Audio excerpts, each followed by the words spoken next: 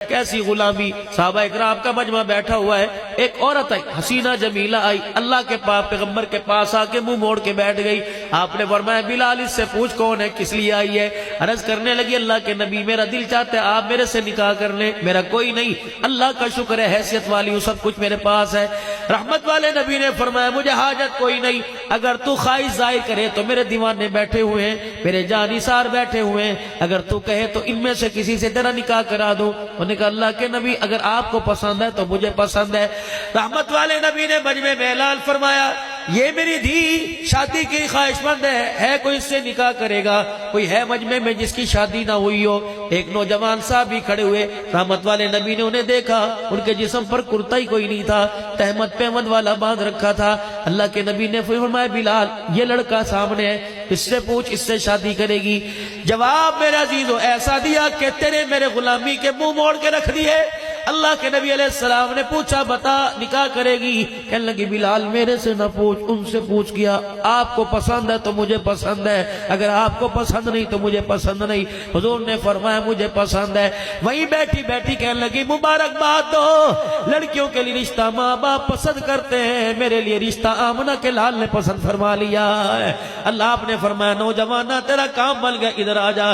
جب قریب آئے میری بہنوں ذرا سننا, اپنے باپ سے فرمائش کرنے والیوں, فریج اتنا بڑا لوں گی, ٹی وی اتنا بڑا لوں گی, شادی کا جوڑا اتنا بڑا لوں گی, ابا میں نے سونے کا سیٹ لینا ہے.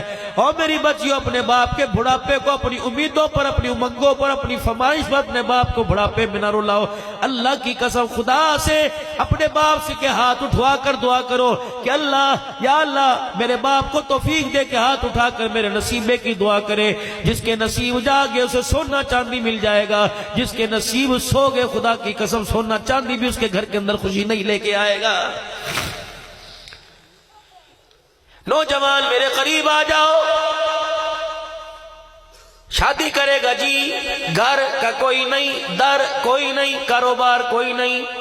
آپ نے فرمایا بلال اس کے پاس تو کچھ نہیں ہے, اس سے پوچھ کرے گی. انہوں نے کہا اللہ کے نبی بس ایک دفعہ کہہ دیا آپ کی ہاں میں ہاں, آپ کی نہ میں نہ. آپ نے فرمایا تیرے پاس کوئی چھلا ہوگا, کوئی سونے کی چیز ہوگی, کوئی سلور کی انگوٹھی ہوگی, کوئی لوہے کا ٹکڑا ہوگا, جا لے آ, حق مہر میں تیرا رکھ دوں گا. کہنے لگا اللہ کے نبی کتنے دن ہو گئے روٹی کوئی نہیں کھائی, مجھے کون دے گا, میرے پاس ہے کوئی نہیں. پاک پیغمبر نے پھر فرمایا بلال پوچھ اس کے پاس کچھ نہیں کرے گی؟ کہنے لگی اللہ کے نبی ایک نہیں 1000 مرتبہ کہہ دیا آپ کو پسند ہے تو مجھے پسند ہے. اب اس کے پاس حق مہر کے لیے ہے کوئی نہیں, یہ شادی کے لیے بیٹھی ہوئی ہے. یہ دونوں غلام رسول, یہ بھی غلام رسول, یہ بھی غلام رسول ہے. آپ نے فرمایا مجھے نوجوان ادھر آ جاؤ. نبی علیہ السلام کے پیارے صحابی آپ کے پاس آ گئے. آپ نے فرمایا اچھا مجھے بتلا تجھے کچھ قرآن پاک زبانی یاد ہے؟ کہا جی ہاں, مجھے سورہ احزاب یاد ہے, مجھے سورہ واقعہ یاد ہے, مجھے سورہ مزمل سورہ یاسین یاد ہے, مجھے معوذتین یاد ہے. آپ نے فرمایا لے بھی تیرا کام بن گیا.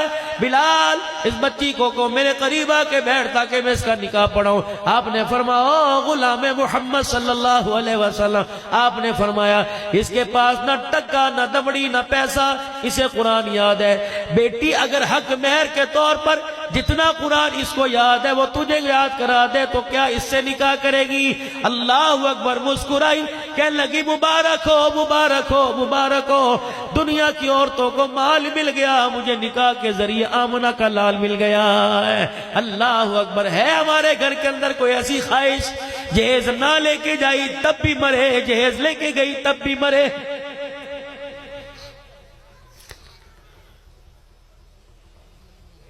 مولوی صاحب سے زکوٰۃ کے مسئلے پوچھتے ہو, مولوی صاحب سے میرے عزیزو خیرات عشر کے مسئلے پوچھتے ہو, مولوی صاحب سے ان سے پوچھو, علماء کرام سے.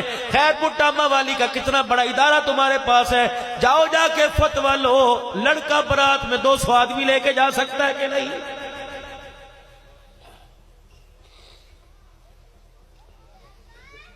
200 آدمی برات کے جا کے بیٹھ گئے. تم ایمانداری سے بتاؤ لڑکی کے باپ کی عزت کا جنازہ نکالنے کے لیے آئے ہو؟ نبی کی 11 حرم میں اتنا بڑا نکاح نہیں ہوا. سیدہ فاطمہ الزہرا کی شادی مسجد نبی کھچا کھچ بھر گئی.